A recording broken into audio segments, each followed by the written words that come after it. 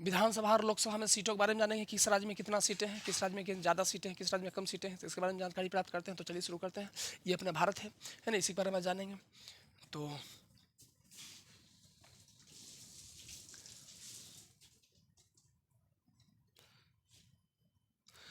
भारत की प्रत्येक राज्य की विधानसभा और लोकसभा सीटों की संख्या अलग अलग है। यहाँ विस्तार से समझते हैं कि सीटें क्या है और कैसे बदलती है। जनसंख्या परिवर्तन, भारतीय संविधान का अनुच्छेद 81 और भारतीय संविधान का अनुच्छेद लोकसभा के लिए 81 और 82, लोकसभा के लिए 81 और 82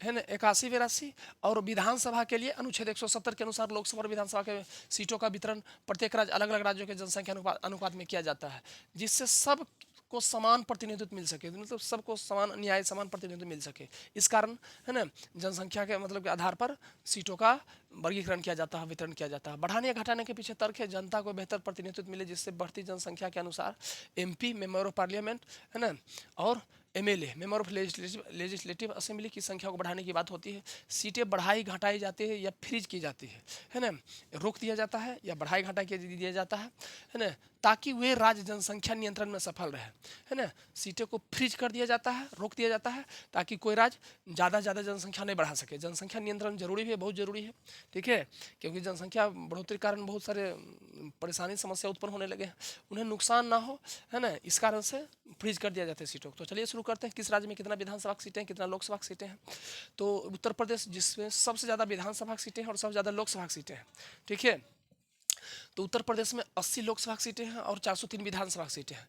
महाराष्ट्र में 48 लोकसभा की सीटें हैं और 288 विधानसभा की सीटें हैं। बिहार में लोकसभा की 40 सीटें हैं और विधानसभा की 243 सीटें हैं। पश्चिम बंगाल में लोकसभा की 42 सीटें हैं और विधानसभा की 294 सीटें हैं। तमिलनाडु में 39 लोकसभा की सीटें हैं और विधानसभा की 234 सीटें हैं। मध्य प्रदेश में 29 लोकसभा की सीटें हैं और 230 विधानसभा की सीटें हैं। कर्नाटक में लोकसभा की 28 सीटें हैं और विधानसभा की 224 सीटें हैं। राजस्थान में लोकसभा की 25 सीटें हैं और विधानसभा की 200 सीटें हैं। गुजरात में लोकसभा की 26 सीटें हैं और विधानसभा की 182 सीटें हैं। आंध्र प्रदेश में 25 लोकसभा की सीटें हैं और 175 विधानसभा की सीटें हैं। ओडिशा में 21 लोकसभा की सीटें हैं और 147 विधानसभा की सीटें हैं, ठीक है। देखिए कुछ कुछ राज्य आप गौर कर रहे होंगे देखने पर कि उसका क्षेत्रफल कम है, ठीक है, लेकिन जनसंख्या ज़्यादा तो ज़्यादा सीटें, जैसे बिहार।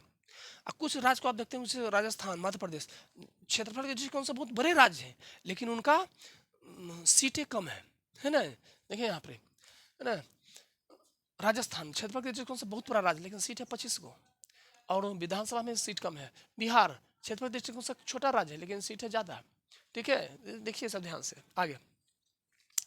गुजरात में 26 लोकसभा की सीटें, 182 विधानसभा की सीटें। आंध्र प्रदेश में 25 लोकसभा की सीटें, 175 विधानसभा की सीटें और ओडिशा में 21 लोकसभा की सीटें, 147 विधानसभा की सीटें। केरल में लोकसभा की 20 सीटें, विधानसभा की 140 सीटें।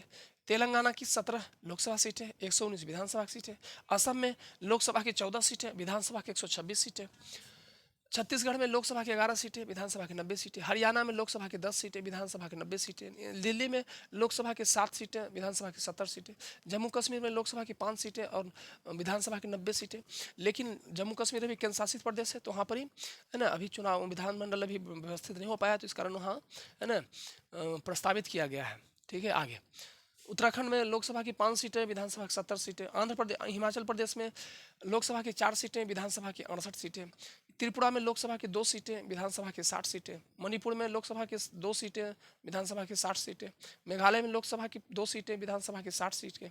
नागालैंड में लोकसभा की 1 सीटें, विधानसभा की 60 सीटें।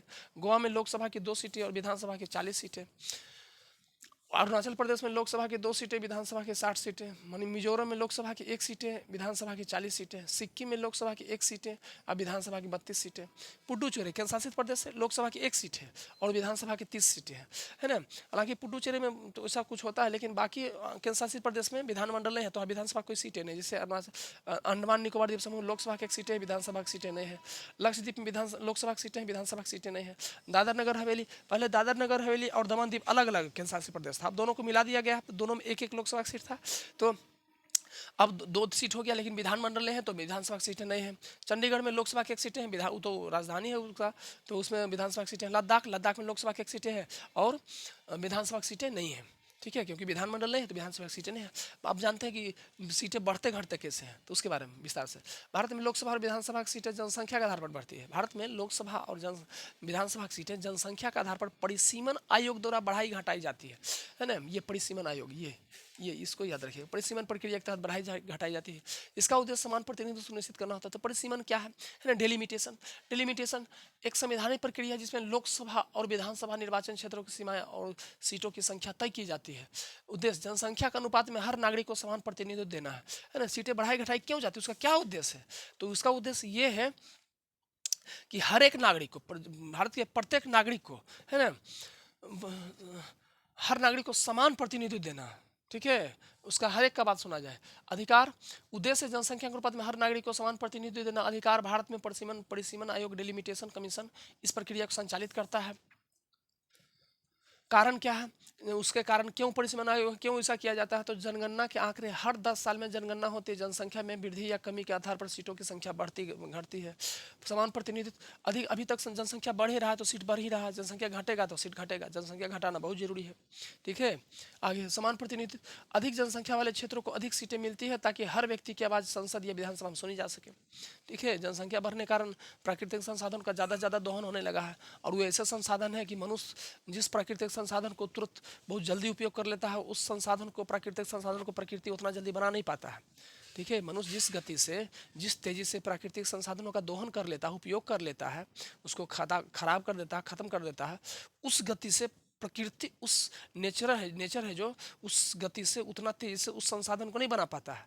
तो इस कारण संसाधन खत्म होता जा रहा है। तो जनसंख्या कम होना बहुत जरूरी है, जनसंख्या नियंत्रण बहुत जरूरी है। और जनसंख्या नियंत्रण जो राज्य कर रहे हैं वो बहुत अच्छे काम कर रहे हैं, और जो राज्य जनसंख्या बेतरतीब तरीके से बढ़ाते जा रहे हैं वो बहुत गंदा काम कर रहे हैं, वो गलत काम कर रहे हैं। ठीक है, आगे समान प्रतिनिधित्व, अधिक जनसंख्या वाले क्षेत्रों को अधिक सीटें मिलती है ताकि हर व्यक्ति की आवाज़ संसद या विधानसभा में सुनी जा सके। राज्यवार असंतुलन, कुछ राज्यों में जनसंख्या तेजी से बढ़ती है जिससे वहाँ अधिक सीटों की मांग होती है, वहाँ कुछ राज्यों में सीटें घट सकती है। महिला आरक्षण, आगामी परिसीमन में महिलाओं के लिए 33% सीटें आरक्षित की जाएगी जिससे सीटों की संख्या और संरचना बदल सकती है। संवैधानिक संशोधन, 2002 में सीटों की संख्या पर रोक लगाई गई थी, लेकिन 2026 से 27 के बाद सीटें हट सकती है। 2002 में सीटें जो बढ़ाया जा रहा था उसको फ्रीज कर दिया गया था कि अब सीटें नहीं बढ़ेगा 2026 तक के लिए, लेकिन 2026 अब आ रहा है तो सीटें को बढ़ घट सकता है। आगे देखिए, संवैधानिक संशोधन फ्रीज, 1971 की जनगणना के आधार पर सीटों को फ्रीज कर दिया गया था ताकि जनसंख्या नियंत्रण करने वाले राज्यों के साथ अन्याय न हो। जो राज्य जो बढ़िया काम कर रहे हैं जैसे कर्नाटक, तमिलनाडु, दक्षिण भारत के राज्य, वो जनसंख्या नियंत्रण किए हुए हैं, है ना। और उत्तर भारतीय राज्य जनसंख्या नियंत्रण कर रहे हैं, देश का मान सम्मान आगे बढ़ा रहे हैं, ऊंचा कर रहे हैं। और ये उत्तर भारतीय राज्य बिहार, उत्तर प्रदेश, ये सब जनसंख्या बेढंग तरीके से बढ़ाते जा रहे हैं, तो इनका सीट भी बढ़ता जा रहा है। और वो सब जो जनसंख्या कम किए हुए हैं, है ना, जो असली विकास करना चाहिए वो असली विकास कर रहे हैं, है ना, शिक्षित हो रहे हैं, धनी बन रहे हैं, टेक्नोलॉजी का विकास कर रहे हैं, वो सब राज्य। और ये राज्य ना तो शिक्षित बढ़िया से हो रहा है, ना टेक्नोलॉजी का विकास कर रहा है, ना धनी बन रहे हैं। बिहार, उत्तर प्रदेश, ये सब जो है बीमारू राज्य है ना, बिहार, उत्तर प्रदेश, राजस्थान, मध्य प्रदेश, ये सब मतलब हाँ, उड़ीसा, ये सब, तो इस सब पर नियंत्रण लगा दिया गया 1971 के जनगणना के अनुसार, है ना, आधार पर।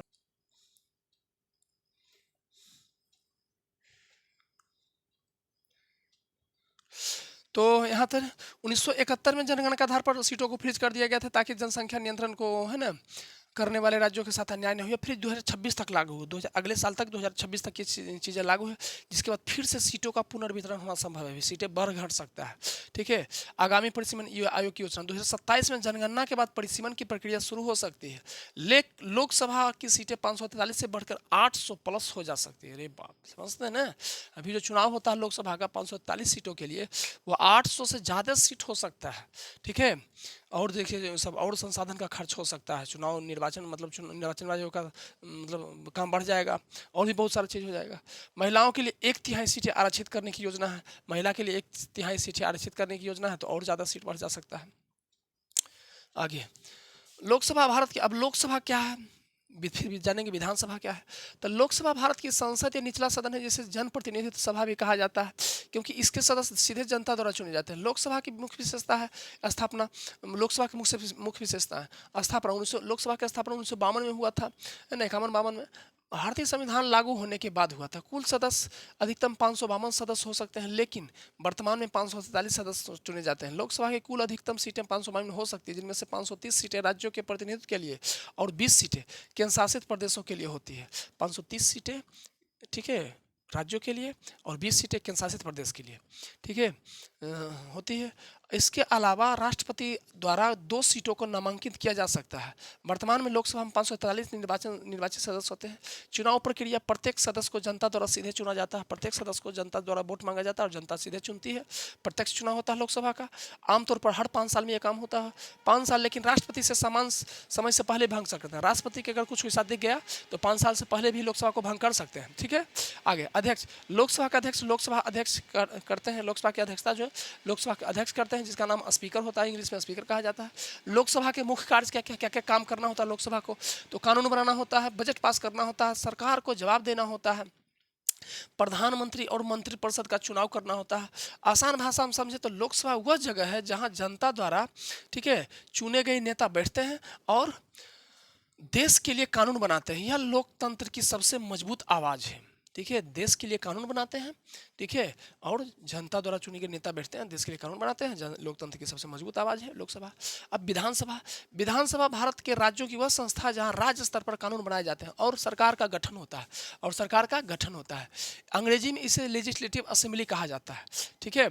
आगे इसे विधानसभा की मुख्य कार्य क्या क्या है, मुख्य विशेषताएं क्या है, तो परिभाषा, यह राज्य की विधायिका का निचला सदन है ना। राज्य की विधायिका का निचला सदन है। उधर भी लोकसभा भी है ना, संसद का निचला सदन है और राज्यसभा ऊपरी सदन है। इधर भी विधानसभा निचली सदन है, विधान परिषद ऊपरी सदन है। यह जनता द्वारा चुने गए प्रतिनिधि होते हैं, MLA, member of legislative assembly, बैठते हैं। चुनाव प्रक्रिया, विधानसभा के सदस्य सीधे जनता चुनाव मांगते हैं। जिस प्रकार लोकसभा के नेता जो होते हैं सीधे जनता चुनाव मांगते हैं, जनता वोट देकर चुनती है उनको, उसी प्रकार विधानसभा के विधायक भी सीधे जनता से वोट मांगते हैं और सीधे जनता उनको चुनती है ना। प्रत्यक्ष रूप से विधानसभा का भी चुनाव होता है, लोकसभा का भी प्रत्यक्ष चुनाव होता है, और राज्यसभा का अप्रत्यक्ष चुनाव होता है और विधान परिषद का भी अप्रत्यक्ष चुनाव होता है। आमतौर पर हर एक 5 साल पर ऐसा करते हैं। आसान भाषा में समझे तो विधानसभा वह जगह है जहां राज्य की जनता द्वारा चुने गए नेता बैठते हैं राज्य में और राज्य की राजधानी में, और राज्य के लिए कानून बनाते हैं। वह राज्य की सरकार की रीढ़ होती है, ठीक है, वह राज्य की सरकार की रीढ़ होती है विधानसभा। विधानसभा के कार्य क्या है, तो राज्य के लिए कानून बनाना, लोकसभा उधर देश के लिए कानून बनाना, इधर राज्य के लिए कानून बनाना, विधानसभा में बजट पास करना, मुख्यमंत्री और मंत्रिपरिषद का चुनाव करना, उधर प्रधानमंत्री और मंत्रिपरिषद का चुनाव करना, इधर मुख्यमंत्री और मंत्रिपरिषद का चुनाव करना, ठीक है। आगे राज्य सरकार को जवाब देना, राज्य सरकार को जवाबदेह भी होता है, जवाबदेह बनाना, राज्य सरकार को जवाबदेह बनाना। संख्या, हर राज्य में विधानसभा सीटों की संख्या अलग अलग होती है। हर राज्य में विधानसभा सीटों की संख्या अलग अलग होती है। अभी हम लोग पढ़े कि सबकी किसी राज्य में बहुत ज़्यादा सीटें, जैसे उत्तर प्रदेश में 403 सीटें हैं, ठीक है, और इधर सिक्किम में 30-40 सीट है, ठीक है।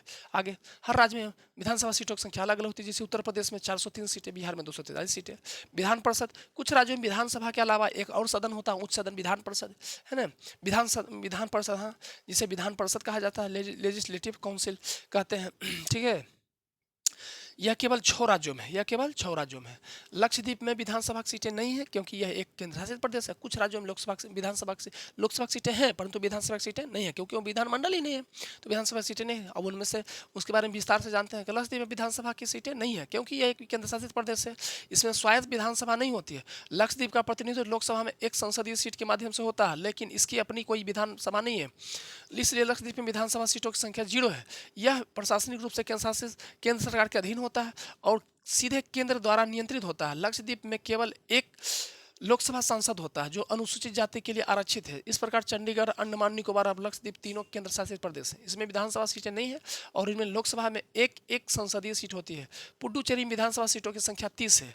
पुडुचेरी विधानसभा क्षेत्र में 30 निर्वाचन क्षेत्र होते हैं, जिनमें से अधिकांश सीधे चुनाव से चुनते हैं और इनमें से 5 सीटें अनुसूचित जाति के लिए आरक्षित है ना। ये सब आरक्षित हटा देना चाहिए। लोग तो नेता उसमें आरक्षित कर देते हैं, बाद में आरक्षण हटाने में बहुत विरोध होता है ना, उन्हीं को फिर समस्या करना पड़ता है। ये सब आरक्षित बहुत बेकार चीज़ है। किसी भी तरह के आरक्षण को साफ से उखाड़ फेंकना चाहिए, हर एक तरह के आरक्षण को साफ से उखाड़ फेंकना चाहिए। सबको समान नजरिए से देखना चाहिए, सबको समान बनाना चाहिए।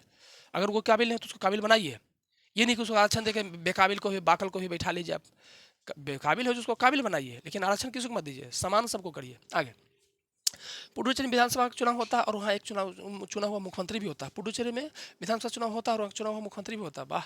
पुडुचेरी के 4 जिलों में पुडुचेरी, कराईकल, माहे और यानम के क्षेत्र इस विधानसभा का हिस्सा है। साथ ही पुडुचेरी में लोकसभा के लिए एक संसदीय सीट भी है जो पूरे केंद्र शासित प्रदेश का प्रतिनिधित्व करती है। अब पुडुचेरी में कुल 30 विधानसभा सीटें हैं। ठीक है, नियम है 60 का, लेकिन 30 है, कुछ कुछ जगह 30 है जो चुने हुए विधायकों के लिए है ना। तो आप लोग को चैनल कैसा लगा, चैनल को लाइक और सब्सक्राइब किया करिएगा, है ना। तो धन्यवाद, मिलते हैं अगले क्लास में।